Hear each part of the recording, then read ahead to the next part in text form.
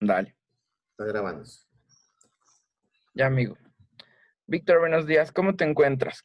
Muy bien, gracias. Tratando de salvar al Bueno, mundo y no se deja. sí, bienvenido a la misión, es un poco complicada, pero bueno, ahí somos muchos los que tratamos de hacer lo mismo. Sí, es verdad. Amigo mío, quería molestarte, bueno, en este día para conversar un poquito para empezar, cuéntame un poquito de tu trayectoria. ¿Cómo es tu profesión? ¿A qué te dedicas? Ya, Había visto tu currículum en YouTube, me parece genial. Entonces, no sé si me puedes hacer un pequeñito resumen de ti. ya, listo. Bueno, yo tengo estudios de doctorado en filosofía, maestría en pastoral juvenil y estudios de licenciatura en ciencias religiosas, con una mención educativa. ¿Qué te cuento? He trabajado con algunas comunidades religiosas, pero en la que más tiempo he estado es con los salesianos desde el año 2002 hasta la actualidad, ¿no? Ahora desempeño un cargo directivo del área de razón y fe a nivel nacional en la Universidad Politécnica Salesiana. Y claro, desde esta perspectiva, más bien es de animación más que administrativo, ¿no? Es un poco tratar en los docentes que tienen la función de formar a los estudiantes en la parte humanística, trata en la persona de hacerlo con una calidad, también con una actitud muy humana, ¿no? Tratando en lo posible de generar en ellos estos elementos de solidaridad, de justicia, de compromiso social. Eso dentro de la universidad. ¿Qué te cuento? En mi familia tengo dos hijos, dos niños de 11, el varoncito, y de 10, la niña. Vivo en Guayaquil, al sur de Guayaquil. Eh, Estoy acá ya más de 13 años. Ha sido una experiencia interesante, muy agradable también vivir por acá, con las circunstancias que siempre se dan, ¿no? Pero bien, bien, gracias a Dios, todo ha ido subiendo como espuma. También ha habido problemas, situaciones complicadas, pero he estado bien, eso te puedo mencionar. Me alegro mucho, qué gusto saber, ya que nos conocemos hace mucho tiempo y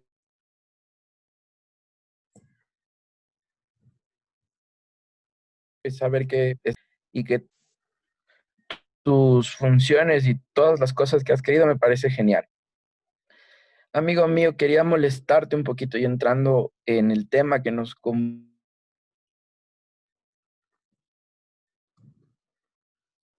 que quería molestarte, teología de la libertad. Dame un segundito, por favor. Ya, no hay problema.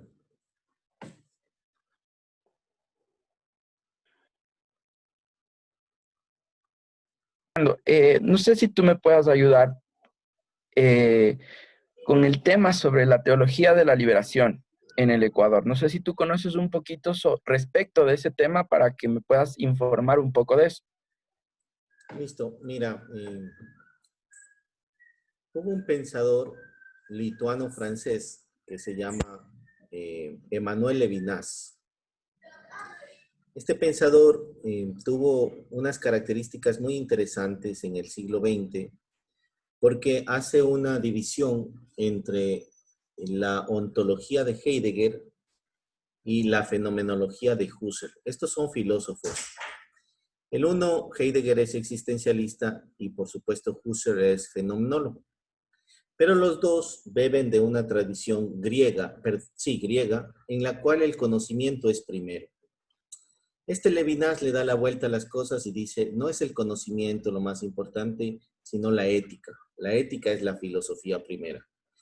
Y cuando él habla de la filosofía, él va a decir que no es el amor a la sabiduría, sino la sabiduría del amor.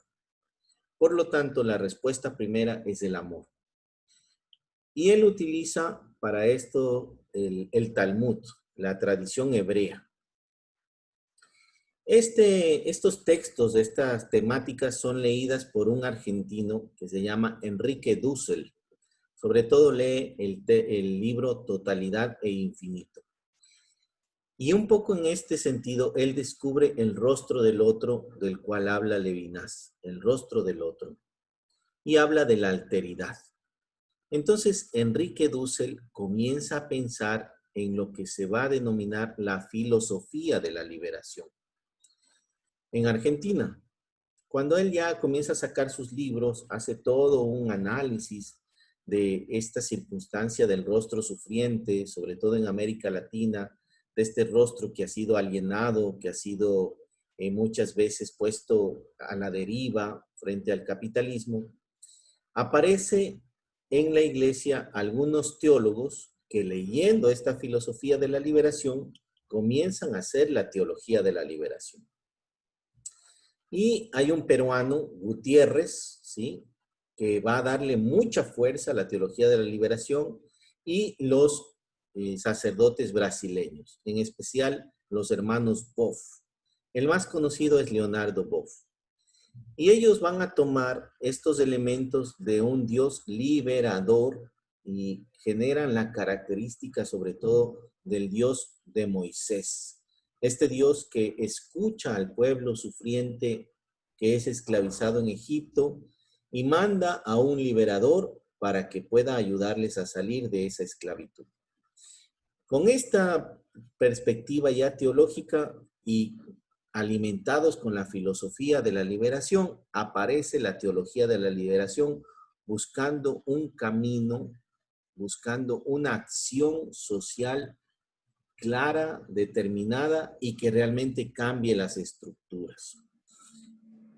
Tú recordarás que en América Latina para estos años aparece mucho la situación socialista. Aparecen muchos grupos que van a reflexionar también desde el aspecto social, pero ligados al socialismo, sobre todo del Che Guevara. Y entonces estas dos líneas de la teología de la liberación y el socialismo comienzan a influir muchísimo en la sociedad, pero también se confunden. Entonces la teología de la liberación parecería a veces como un comunismo o como un socialismo.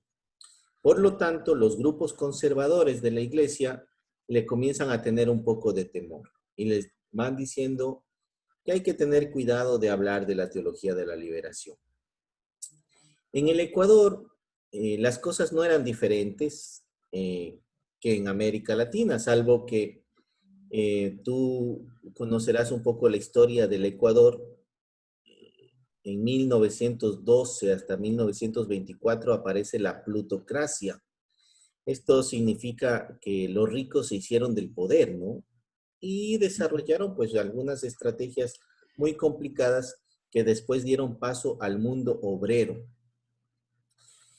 Dentro de este proceso de muchas veces injusticia, de no pago de los salarios justos, de empobrecimiento muchas veces, aparece sobre todo el socialismo en el Ecuador como función política, no tanto la teología de la liberación.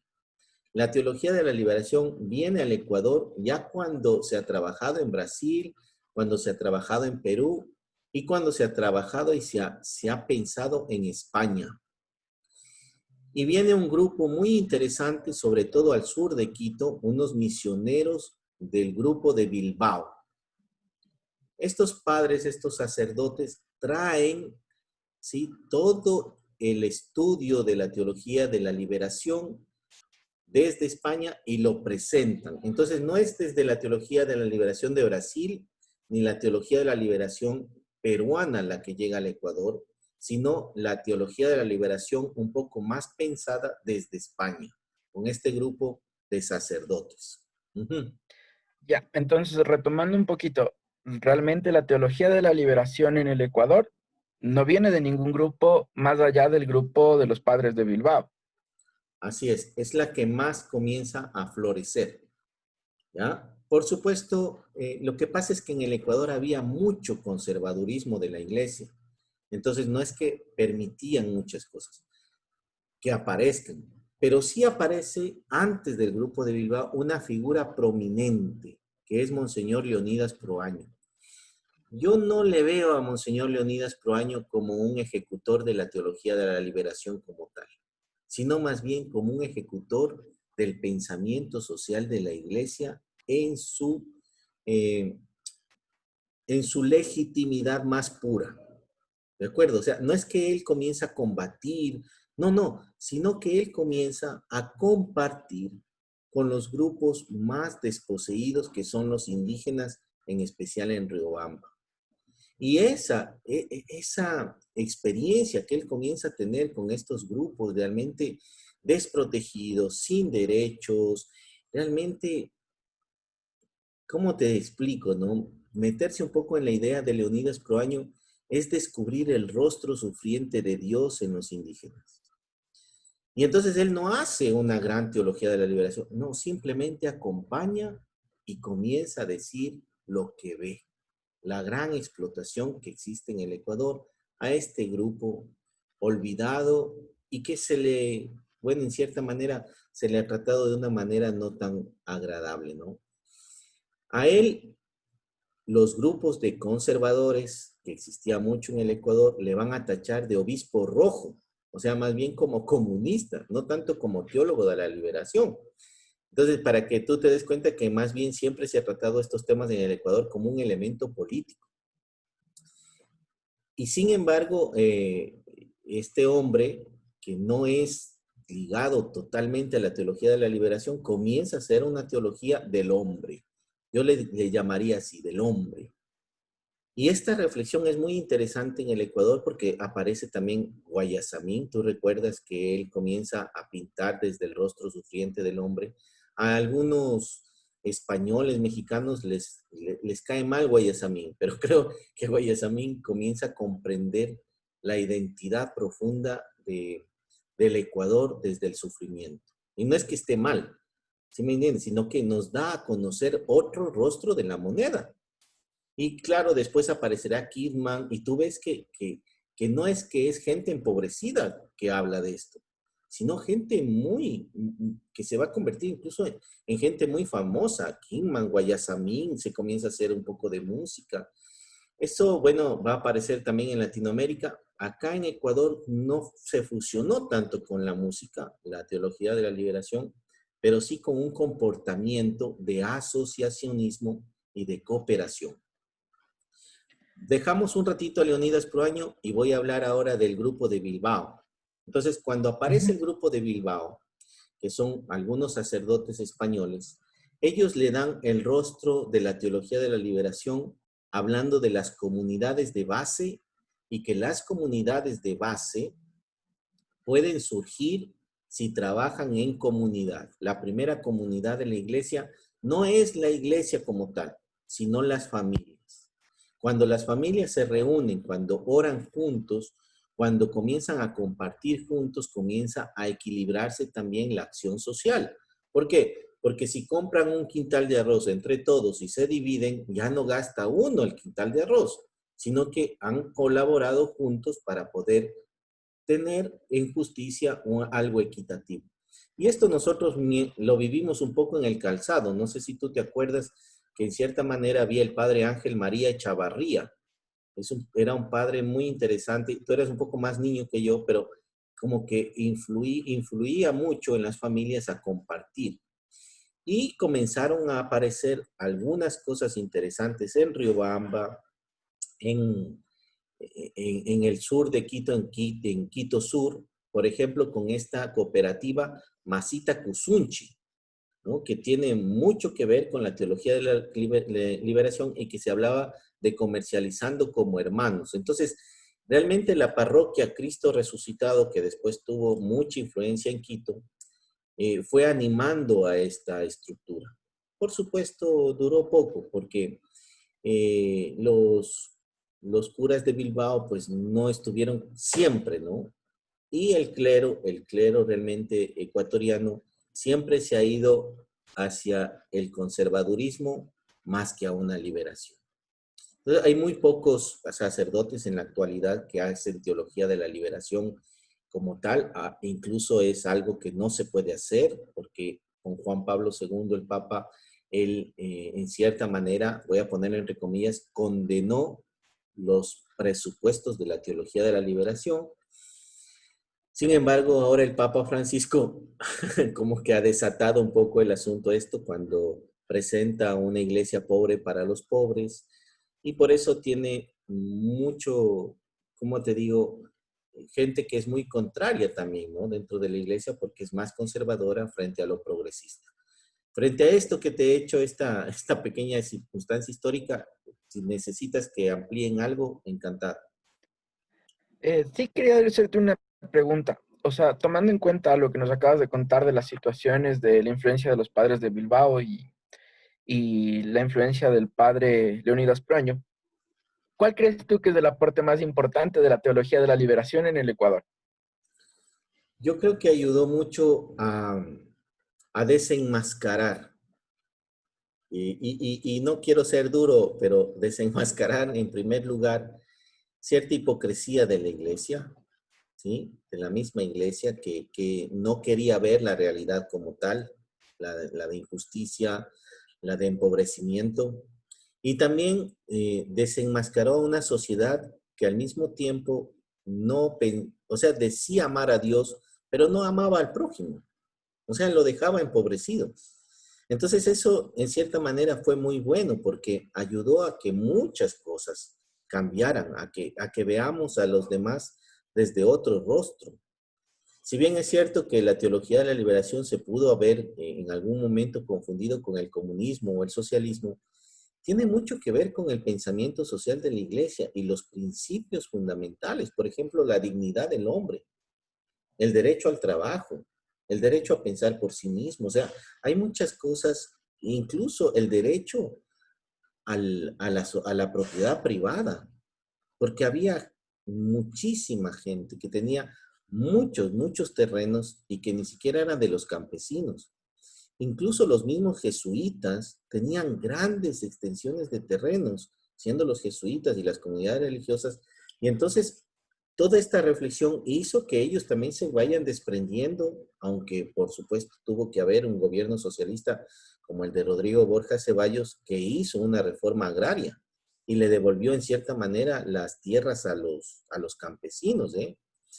Pero creo que sí nos ayudó muchísimo para entender que había una dinámica de injusticia en la sociedad ecuatoriana y que se escondían ciertas cosas, ¿no? Eso es lo que yo creo que la teología de la liberación nos ha aportado. Pues, esperaría yo que nos aporte mucho más, pero no se pudo más. O sea, no le dieron tanto chance acá en Ecuador.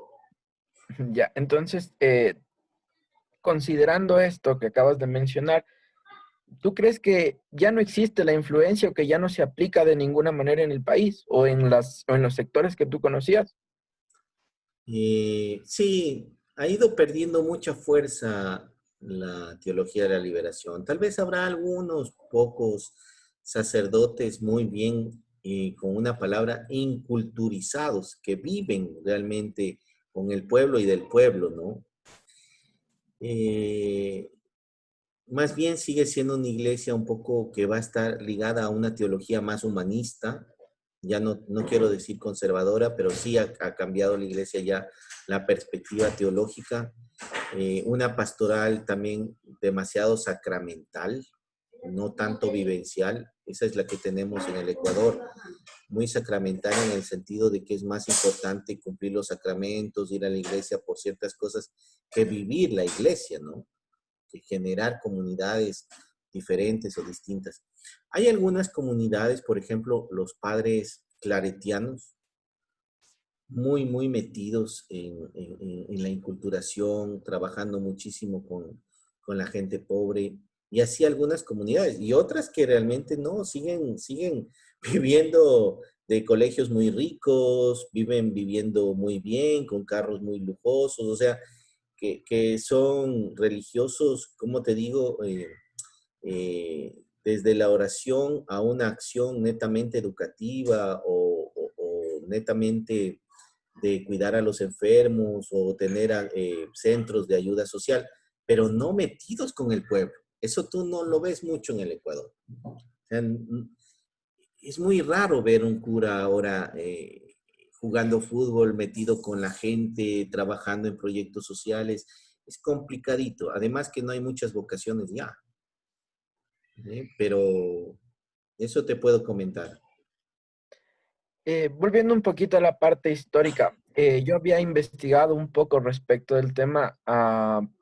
No sé si tú conozcas algo de el Papa Juan XXIII, si no estoy mal, que por ahí en el año 60 y piquito, él había llamado un concilio que avanzó a presidir una de las sesiones y durante ese concilio se llevó un pacto de las catacumbas. No sé si tú conoces algo de eso que me puedas mencionar un poquito. Ya, el pacto de las catacumbas como tal no lo tengo claro, pero sí creo que este papa dio un impulso totalmente diferente a la iglesia. O sea, hubo una renovación muy, muy fuerte y creo que todavía el Concilio Vaticano II no ha llegado a su culmen. O sea, no se ha dado todo ese giro que tenía que darse. Eh, Algunos muy conservadores han dicho que ese concilio no es de la iglesia, que fue un concilio totalmente desligado que hizo perder muchas cosas. Y otra línea ha dicho que es el mejor concilio que ha existido, porque realmente le dio un giro a la iglesia y le puso en sintonía con el mundo. Sin embargo, como tú ves, muchas cosas no han cambiado todavía, ¿no? No han cambiado.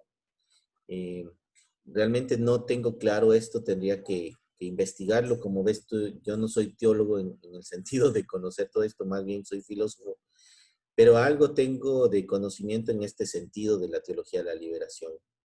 Ahora, el Concilio Vaticano II como tal, como te digo, la Lumen Gentium, que es un documento bellísimo, yo creo que de ahí se habrá trabajado un 30%. Hay, hay cosas que todavía ni se imagina la iglesia hacerlo, o muy poquitos llegan realmente a una acción misionera como la que se pide ahí, ¿no? La luz de la gente, bueno, y tantos documentos interesantes que tiene el Concilio Vaticano.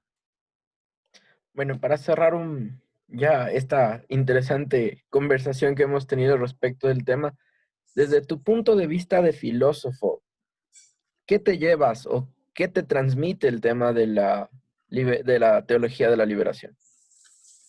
Bueno, yo creo que crecí con ella viendo también a mi madre, que cómo ella se fue ligando y nos hacía conocer a un Cristo más de rostro humano, ¿no? Creo que eso ayudó muchísimo a que mi línea de pensamiento también esté ligada a una filosofía, no tanto de la liberación, pero sí de la alteridad.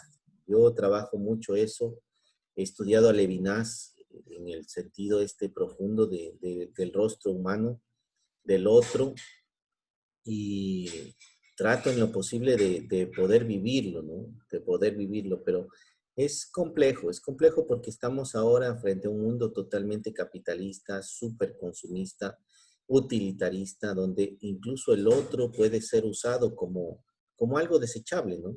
Entonces, incluso en las relaciones de cariño, es te quiero hasta que me sirvas. Y si no me sirves, pues ya no te quiero. ¿Sí me entiendes? O sea, hay una situación bien compleja en el mundo, entonces hay que seguir tratando de generar criterios más humanos, no solamente de derechos, porque a veces los derechos se vuelven caprichos.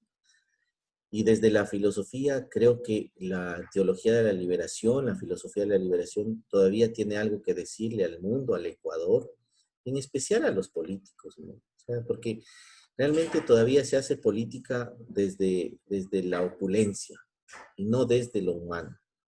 ¿Sí? Entonces, se quiere cambiar el Ecuador desde la economía, no, se tiene que cambiar desde la persona al Ecuador.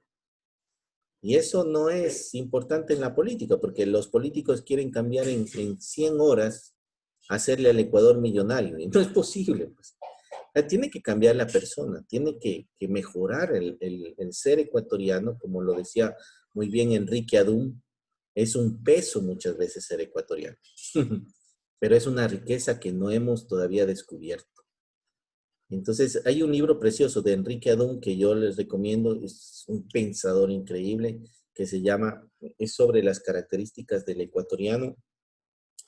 Después te lo escribo si quieres para que lo puedan tener, pero Gracias. este pensador es espectacular también para decirnos, se llama Ecuador Señas Particulares. Y yo creo que todavía está vigente, verás. Todavía tenemos algunas señas particulares de racismo, de idiosincrasias un poco absurdas, de que si alguien llega a tener un título ya comienza a verse de manera distinta que otros. O sea, hay cosas que todavía no descubrimos de realmente la riqueza del rostro del ecuatoriano. Eso, mi querido y estimado amigo, a los años que te veo, Daniel. Muchas gracias. Ahí, no sé si podemos cortarle ahí la Sí, grabación. claro, claro que sí.